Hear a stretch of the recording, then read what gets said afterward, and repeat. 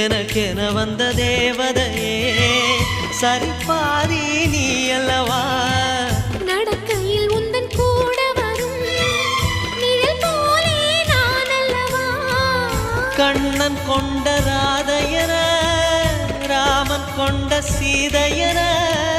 மடி சேர்ந்த பூரதமே மனதில் வீசும் மாருதமே நன்றி சொல்ல உனக்கு வார்த்தை இல்லை எனக்கு நான் தான் மயங்குறேன்